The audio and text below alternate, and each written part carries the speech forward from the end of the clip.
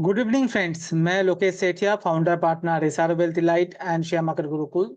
आप सबको मेरे इस चैनल पे स्वागत करता हूँ। मार्केट की बात लोकेश सेठिया के साथ वीकली रिव्यू में हम बात करते हैं।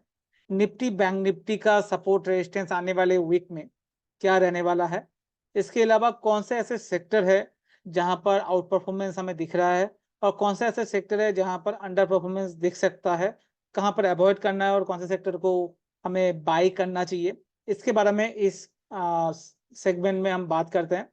ये नॉर्मली हम संडे को रिलीज करते हैं क्योंकि मंडे आज मंडे को मार्केट बंद है, तो आज ही हम ये वीडियो रिकॉर्ड कर रहे हैं और मंडे के दिन हम आपको ये रिकॉर्डिंग दे रहे हैं।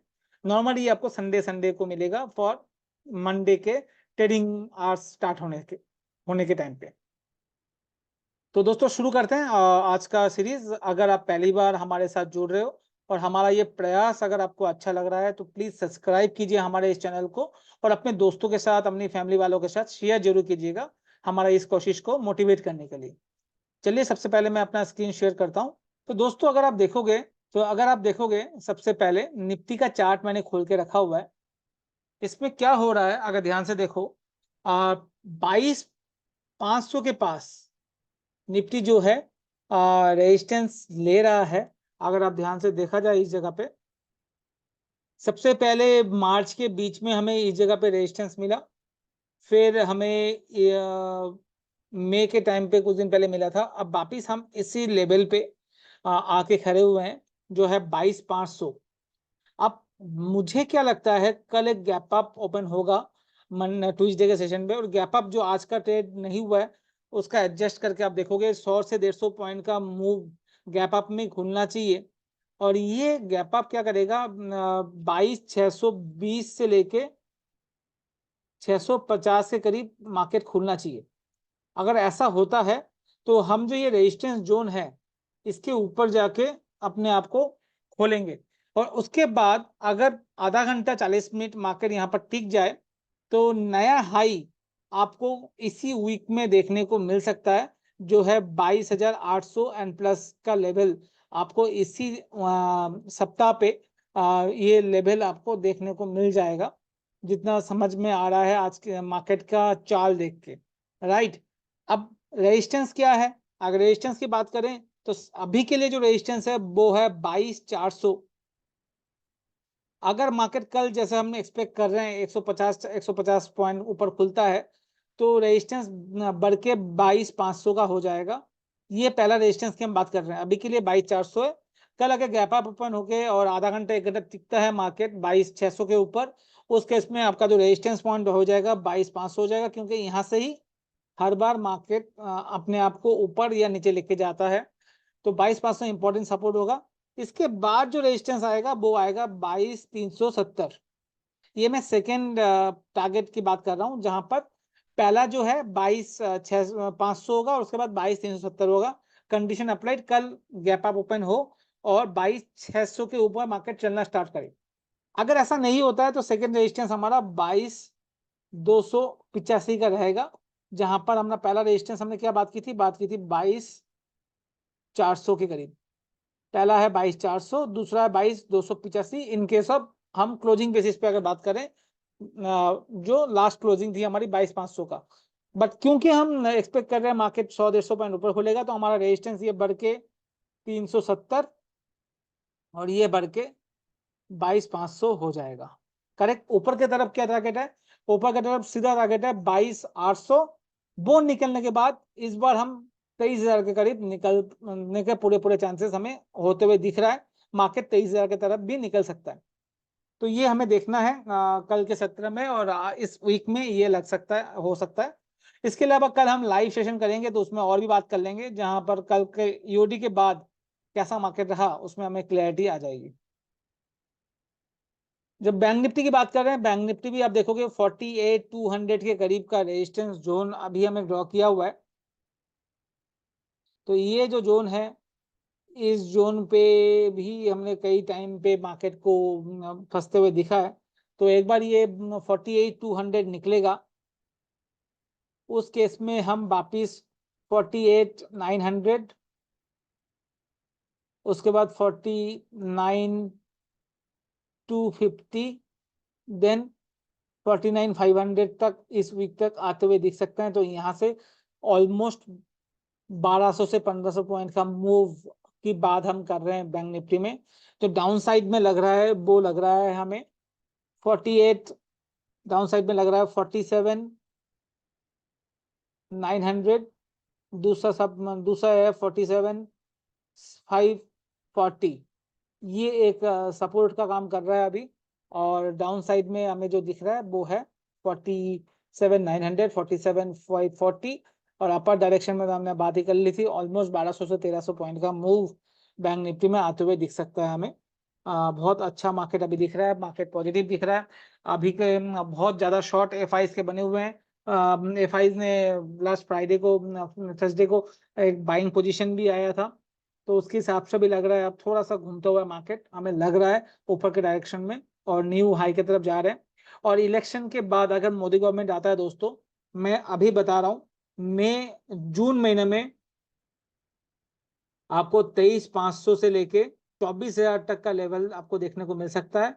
और दिवाली आते आते 25,000 का लेवल भी आपको निफ्टी में आते हुए दिख सकता है दोस्तों।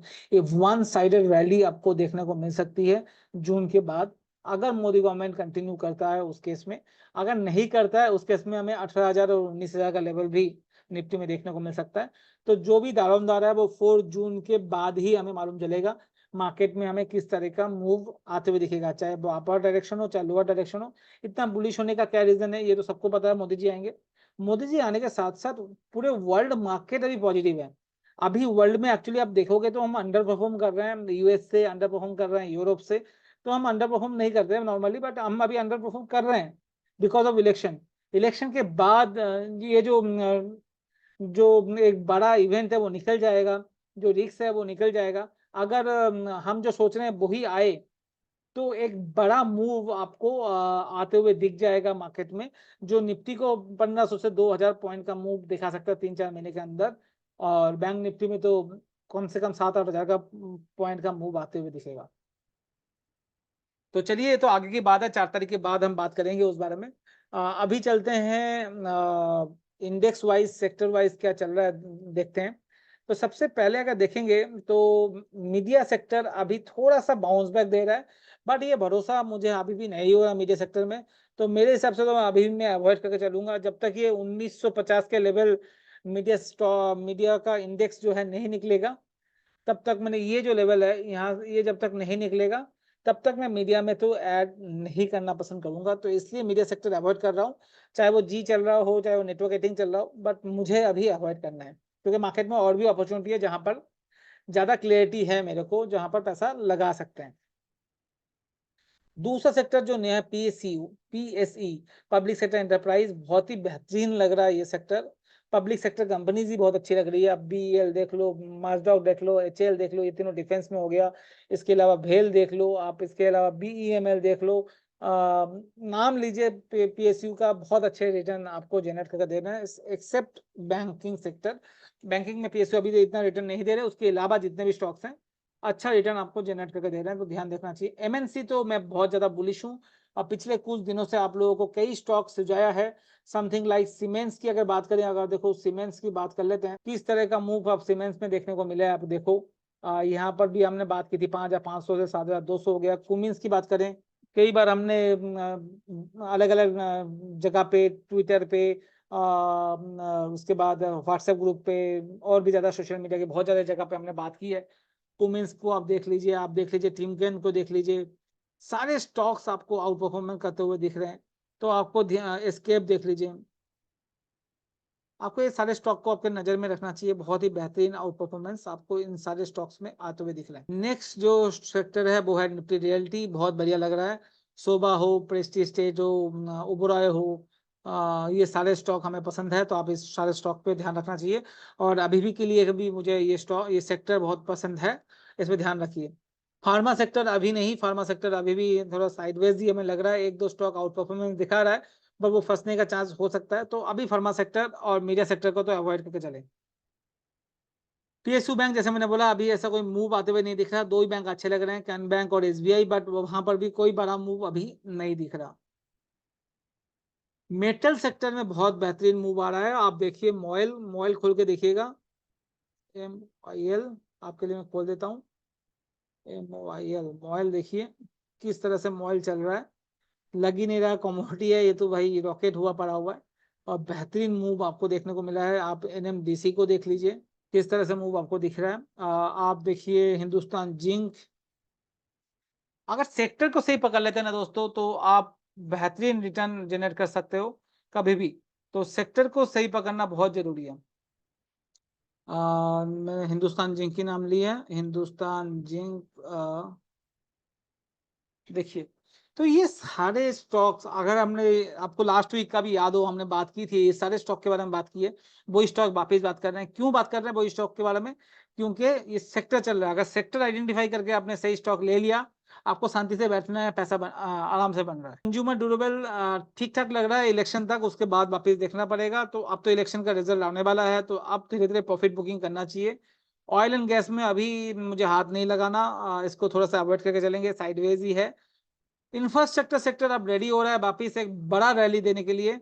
ध्यान रखिए जे कुमार इंफ्रा, ध्यान रखिए GP इंफ्रा, ध्यान रखिए NCC बहुत जबरदस्त लग रहा है। अब NCC का मैं चार्ट भी दिखा देता हूँ आपको कि किस तरह से चल रहा है। एक बार यहाँ से निकले 280 के ऊपर, तो मुझे लगता है 320-30 का लेवल तो बहुत जल्दी आ जाएगा। हमने 30 रुपए से स्टॉक के बारे में बात कर रहे हैं, तो आप ध्यान दे सकते हैं। निफ्टी एनर्जी में अभी अवॉइड करना है, निफ्टी एनर्जी सेक्टर को अवॉइड कीजिए।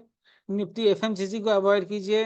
निफ्टी सर्विस सेक्टर को अवॉइड कीजिए।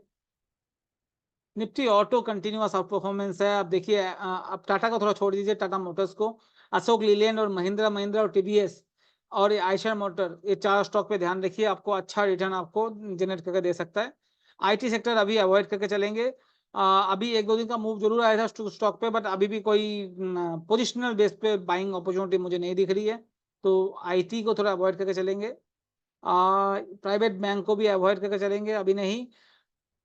कंजम्पशन स्टॉक्स जैसे FMCG में बात की वैसे ही है, बट एक बार के लिए हमें इलेक्शन का आउटकम के बाद ही इसमें ध्यान रखना है, उसके पहले नहीं। और फाइनेंशियल सर्विस को भी अवॉइड करेंगे, एंड अवॉइड करेंगे हम फाइनेंशियल सर्विस जैसे हमने बात की। तो ध्यान क्या रखना है? ध्यान रखना है Nifty auto, Nifty metal, Nifty MNC, Nifty PSE। Main ये 4 सेक्टर का ध्यान रखोगे आने वाले वीक में, तो आपको ज्यादा अच्छा मुनाफा मिल सकता है। तो दोस्तों आज के लिए इतना ही। थैंक यू वेरी मच मुझे सुनने के लिए। सब्सक्राइब करना मत भूलिएगा, और कल हम वापस मिलेंगे मंगलवार को लाइव सेशन में 5 बजे।